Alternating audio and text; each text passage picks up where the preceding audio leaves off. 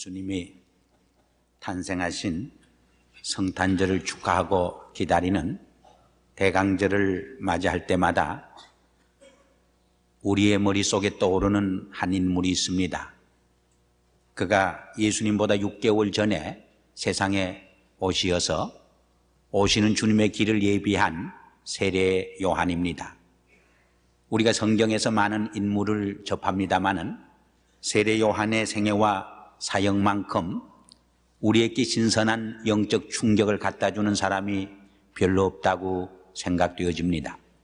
그래서 오늘은 세례 요한의 생애와 사역을 통해서 우리에게 주시는 영적 교훈을 함께 묵상해 보려고 합니다.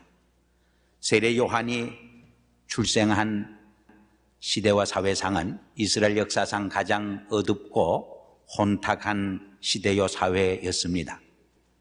정치적으로는 이스라엘이 로마에 속되었고 사회적으로는 말할 수 없이 불안했으며 경제적으로는 백성들이 도탄에 빠져 있었고 윤리적으로는 헤롯이 자기의 동생의 아내를 취하여 살 만큼 타락했고 종교적으로도 여지없이 부패하고 타락한 시대였습니다.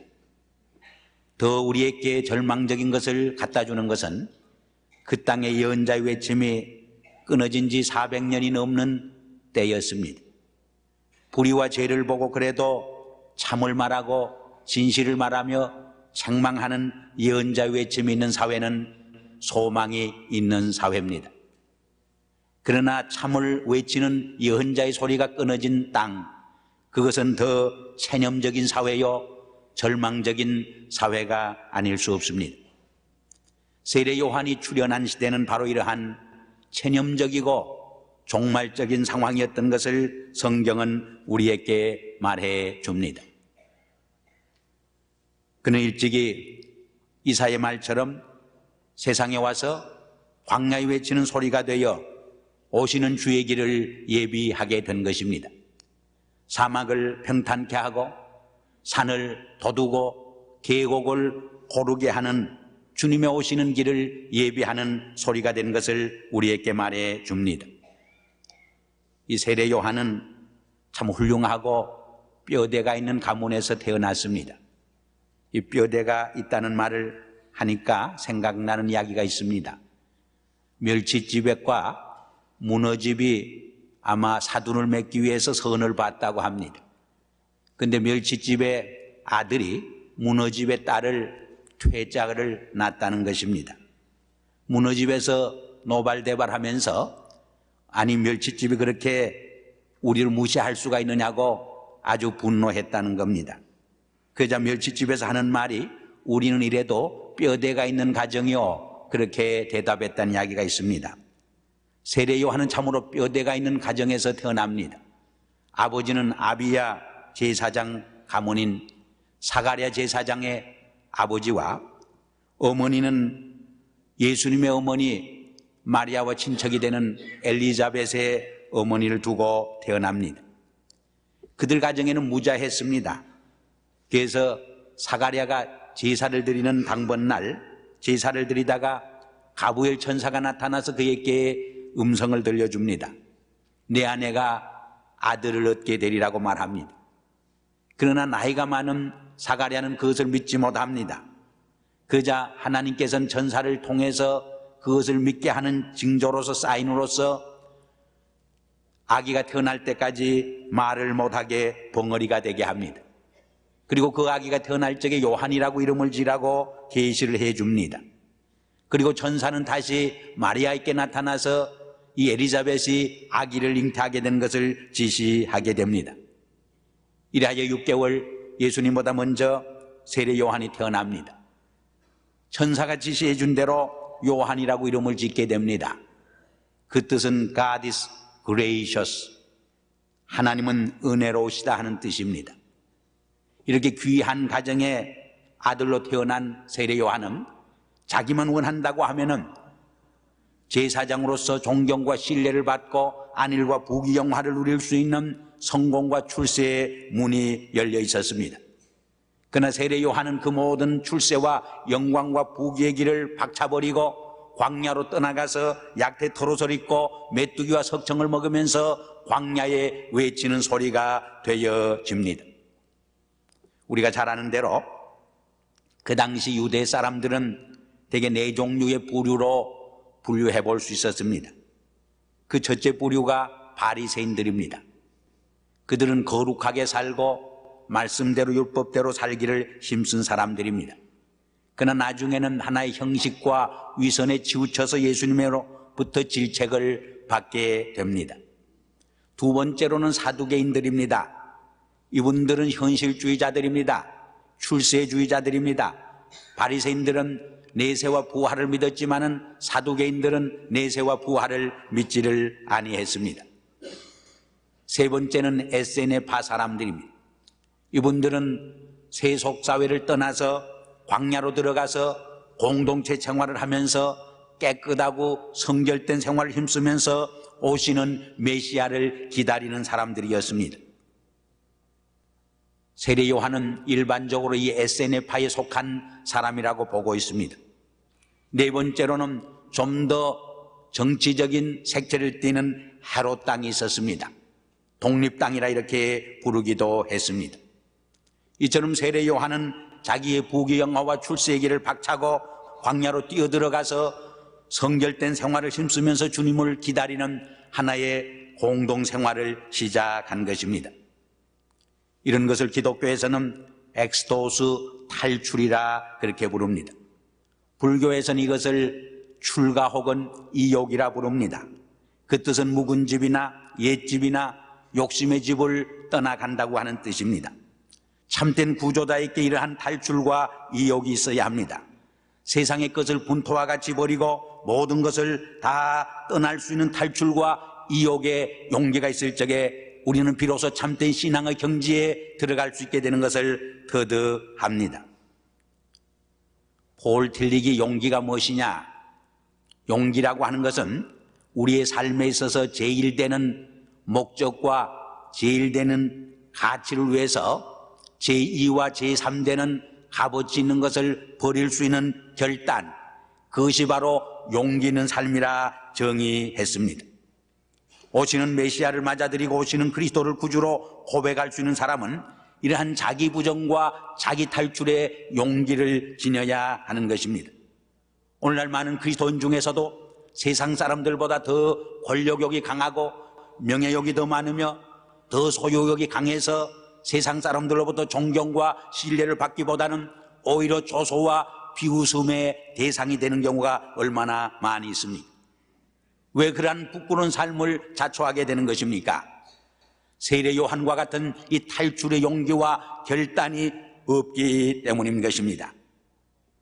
많은 사람들 경우에 실패하고 인생의 막다른 골목에서 탈출하는 것을 봅니다. 그러나 더 훌륭하고 위대한 엑스도스는 탈출은 떠날 수 없는 상황 속에서 안전하고 영화로운 상황 속에서 모든 것을 버릴 수 있는 탈출의 용기가 정말 하나님이 기뻐하시는 탈출이요 탈출의 결단인 것을 우리는 기억을 해야 합니다. 성 프란시스는 부유한 가정의 자녀로 태어납니다. 자기만 원하면 한평생 보장된 안일한 삶을 누릴 수 있었습니다. 그러나 그리스도를 만났을 적에 그 모든 부귀영화를 뿌리치고 오직 예수 그리스도 한 분만을 즐기고 영화롭게 하고 만족하게 하기 위해서 자기의 모든 것을 버리고 청빈의 생활로 들어가는 것을 볼 수 있습니다. 게을러서 가난한 손과 스스로 모든 것을 이웃과 나누어 가진 청빈의 손은 하늘과 땅의 차이가 있는 것입니다. 게을러서 가난한 손은 부끄러운 손입니다. 지옥의 손입니다. 그러나 자기의 모든 것을 그리스도만을 소유하고 그리스도만을 영화롭게 하기 위해서 버릴 수 있는 용기, 그것을 나눠 가질 수 있는 탈출의 용기는 참으로 하나님의 기뻐 받으시는 하나님의 위로와 하나님의 평강과 하나님의 자유하심을 만끽할 수 있는 복된 삶이 아닐 수 없습니다. 오늘 우리 성도들에게 이러한 세례 요한과 성 프란시스와 같은 탈출의 용기와 결단이 필요합니다. 비본래적인 자기의 삶을 떠나서 무력과 권력욕과 세상의 정욕의 노예에서 떠나서 주님 안에서의 참 자유를 누리기 위해서 주님 안에서 주시는 참된 기쁨과 즐거움을 향유하기 위해서 이러한 비본래적인 자아의 집에서 떠날 수 있는 탈출과 이욕의 결단이 필요합니다. 사람은 밥만 먹고 사는 존재가 아닙니다. 말씀을 먹고 사는 존재입니다. 우리 인간은 환경에 만족할 수 없는 존재입니다. 그러므로 환경을 떠나서 우리의 환경을 재구성하고 우리의 환경을 재창조해 갈 적에 인간다운 보람과 기쁨을 맛보게 되는 것입니다. 크게 떠날 수 있는 사람이 크게 얻을 수 있는 축복을 누립니다. 크게 버릴 수 있는 사람이 주 안에서 더 큰 영생의 축복을 누릴 수 있게 되는 것입니다.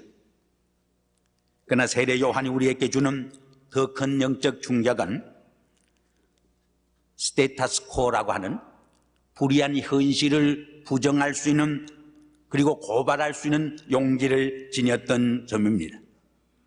오늘 본문 7절 이하에 보면은 그는 약대 털옷을 입고 메뚜기와 석청을 먹으면서 자기 앞에 나오는 유대 종교 지도자들과 무리들을 향하여서 독사의 자식들아 누가 너희를 가르쳐 임박한 진노를 피하라 하더냐. 그러므로 회개에 합당한 열매를 맺고 속으로 아브라함이 우리의 조상이라고 말하지 말라고 외치는 그의 음성을 들을 수 있습니다. 유대인들은 자기들이 아브라함의 자손이라고 하는 것을 내세워서 이 과거의 전통을 붙들므로 구원을 받는 줄 착각을 했습니다. 조상의 공로로 하늘나라의 유업을 받는 것으로 생각을 했던 것입니다. 그런데 요한은 조상의 공적이나 낡은 전통을 내세워서 구원받을 수 없음을 지적해 줍니다. 낡은 전통을 내세워서 새로운 역사를 창출할 수 없는 삶은 오히려 화석한 삶이요 회칠한 무덤과 같은 죽은 삶이라고 하는 것을 지적하는 것을 여기서 읽을 수 있습니다. 오늘 우리들도 자칫하면 빠지기 쉬운 과오가 이러한 낡은 전통에 붙들려서 새로운 창조적인 삶을 갖지 못하는 과오라고 말할 수 있습니다. 이것이 또한 종교인들이 범하기 쉬운 타성인 것을 우리는 분명히 기억을 해야 합니다. 오늘날 많은 한국 사람들도 낡은 전통을 자랑하고 낡은 전통을 붙들고 그것이 큰 보람된 삶인처럼 착각을 하며 살아가는 분들이 많이 있습니다. 우리 민자들이 새 땅에 와서 살아갈 적에 자칫하면 시큐리티가 흔들리기 때문에 과거의 낡은 전통을 고집하고 그것을 붙들고 생떼를 부리기 쉬운 것입니다. 왜냐하면 그것마저 놓으면 우리의 존재가 흔들리고 우리의 삶의 터전이 흔들릴 것처럼 느껴지기 때문에 우리가 당회를 하고 재직회를 하고 교회 회의를 하고 우리 한인사회에서 무슨 회의를 할 때 보면은 아무 문제가 되지 않는 것도 붙들고 생떼를 쓰고 고집을 부리면서 아집을 부릴 때가 얼마나 많이 있습니다. 그러나 세례 요한처럼 낡은 전통을 포기하고 오히려 다가오는 새로운 질서요 가치인 예수 그리스도를 맞아들일 수 있는 용기와 결단이 있을 적에 우리의 삶 속에 놀라운 새로운 삶의 축복이 깃들게 된다고 하는 것을 우리는 명심해야 하는 것입니다. 이 점에서 낡은 전통에 집착하려고 하는 아집과 고집과 생떼는 우리의 삶을 위선과 허위의식으로 이끌어주는 삶으로 이어진다고 하는 것을 우리는 생각해 볼 수 있습니다. 우리 신앙인들이 종교인들이 범하기 쉬운 것이 이러한 위선과 허위의식의 타성에 빠져서 살아가기 쉽다고 하는 것입니다. 우리 한국인의 병 중에 하나도 바로 이러한 가짜와 허위의식이 강하다고 하는 점을 우리는 들 수 있습니다. 요새 한국에서 한국병이라고 하는 말, 한국병을 치유하자고 하는 말을 종종 듣게 됩니다만 우리 한국인의 가슴 속에 마음 밑바닥에 짙게 깔려있는 것에 하나가 무엇이냐, 이 진실성을 잃어버린 허위와 가짜의식이 강하다고 하는 점입니다. 참으로 잘난 사람은 자기가 잘났다고 자랑하지 않습니다. 자기의 삶에 자신감이 없는 사람이 화장을 더 짙게 한다고 합니다. 정말 실력 있는 사람은 자기의 실력을 과시하지 않습니다. 정말 잘 사는 사람은 자기가 잘 산다고 이렇게 선전하고 과시하지 않습니다. 못난 사람들이, 실력이 없는 사람들이, 가난한 사람들이 자기가 잘 사는 것처럼 체를 하려고 그러고 과시를 하려고 하고 허위와 위선적인 삶을 살아가려고 하는 것을 볼 수 있습니다. 우리가 주님을 모시고 주님이 오시는 길을 예배하기 위해서는 이러한 가짜와 위선과 비진실성에서 탈출할 수 있는 용기와 결단을 가져야 한다고 하는 것을 우리는 명심해야 합니다. 우리 신앙인들이 빠지기 쉬운 타성과 잘못도 이러한 위선과 허위식의 삶입니다. 같은 신앙생활을 예배를 반복하다 보면은 자칫하면 참된 의미를 상실하고 하나의 껍데기만 붙들고 살아가는 이런 형식주의자, 위선주의자가 되기 쉽다고 하는 것을 우리는 늘 경성해야 합니다. 세례 요한이 유대 사회를 향해 보여준 또 하나의 용기는 불의를 향해 과감히 저항하고 질책할 수 있었던 용기에 있습니다. 그는 자기의 재수를 취하여 사는 헤롯 왕을 향하여서 자기의 생명에 죽음을 무릅쓰고 뛰어가서 그의 죄를 질책하고 회개를 촉구하는 모습을 봅니다. 그리하여 마침내 자기의 생명이 하나의 이슬로 사라지는 제물로 희생되는 그러한 아쉬움을 우리는 보게 됩니다. 또 자기를 향해 나오는 군인들 향하여서 강포하지 말고 받는 녹을 족한 줄 알라고 합니다. 세리들을 향하여서 책정한 세 이상의 징수를 하지 말라고 호통을 칩니다. 옷 두 벌 가진 자는 옷 없는 자에게 주고 먹을 것이 있는 자는 먹을 것이 없는 자에게 나눠주라고 그는 말씀합니다. 오늘 우리도 불의와 타협하지 않는 죄를 질책하던 세례 요한의 모습을 본받을 필요가 있는 줄 압니다. 오늘 우리 크리스찬들은 세상과 너무 타협하며 삽니다. 불의를 보고도 불의로 질책하지 못합니다. 오히려 죄와 타협하면서 불의 속에서 살아가는 부끄러운 삶을 살아가는 크리스찬들을 얼마나 볼 때가 많이 있습니까? 세례 요한이 회개하라, 천국이 가까웠다고 외친 것은 회개를 통해서만 천국을 맛볼 수 있는 소망이 있다고 하는 것을 우리에게 계시해 줍니다. 회개의 삶을 통해서만 죄를 지적해주고 죄를 회개하는 삶을 통해서만 오시는 그리스도의 용서의 축복을 누릴 수 있고 그 용서의 기쁨을 통해서 구원의 반열에 참여할 수 있다고 하는 것을 우리에게 일깨워주는 메시지가 여기 담겨져 있는 것을 엿볼 수 있습니다. 그러나 결론적으로 세례 요한을 통해 주는 가장 큰 교훈은 주님을 나타내고 주님만 영화롭게 하고 주님만을 증거하기 위해서 자기를 낮추고 자기를 부정했던 그의 위대한 정신을 우리는 생각하지 않을 수 없습니다. 오늘 본문 11절 이하에 보면 나는 너희로 회개 기하여 물로 세례를 주지만은 내 뒤에 오신 이는 능력이 많아서 오히려 성령과 불로 세례를 주리라고 말씀합니다. 나는 그의 신을 들기도 감당치 못하는 적은 종이라고 광야에 외치는 소리라고 그는 자기를 낮추게 됩니다. 요한복음 1장에 보면 세상 죄를 지고 가는 어린 양을 보라고 주님을 증거합니다. 자기의 제자마저 주님을 따르도록 격려하고 추천하는 모습을 볼 수 있습니다. 뿐만 아니라 나는 쇠해야 하고 그는 흥해야 한다고 말하고 있습니다. 이것은 누구나 할 수 있는 일이 아닙니다. 세상에 자기를 낮추고 자기를 부인하고 자기를 못난 사람으로 취급한다고 하는 것처럼 어려운 일이 없습니다. 이것처럼 위대한 용기를 요청하는 것이 없는 것입니다. 특별히 요한은 자기만 예라고 대답을 한다고 하면은 메시아로 받아들일 수 있는 상황에 있었습니다. 이것은 자기를 따르는 무리들에게 예라고 대답하는 것보다 얼마나 부정한다고 하는 것이 어려운 사실이었는지 모릅니다. 만일 내가 예라고 대답한다고 하면 모두 세례 요한을 오시는 그리스도로 메시아로 추앙하고 따를 수 있는 상황 속에서 나는 메시아가 아니요 오직 광야에 외치는 소리요 주님이 오시는 길을 예비하러 온 하나의 적은 무리에 불과하다, 종에 불과하다고 말하는 것은 얼마나 위대한 용기를 요청하는 점손인지 알 수 없습니다. 오늘날 세상에 대중을 속이면서 내가 곧 하나님이요, 내가 곧 메시아요, 내가 그리스도라고 외치는 거짓 종들이 얼마나 많습니다. 오늘날 한국에는 내가 하나님이라고 말하는 사람이 30몇 명이 되고 내가 하나님의 아들 예수라고 다시 오시는 예수라고 주장하는 사람이 몇십 명이나 된다고 하는 것입니다. 이러한 상황 속에서 나는 메시아가 아니고 나는 메시아를 증거하기 위해 온 하나의 광야에 외치는 소리에 불과하다고, 나는 그의 신을 들기도 감당치 못한다고, 그는 흥해야 하고 나는 쇠해야 하겠다고 고백하고 증거한다고 하는 것은 얼마나 어려운 일입니까?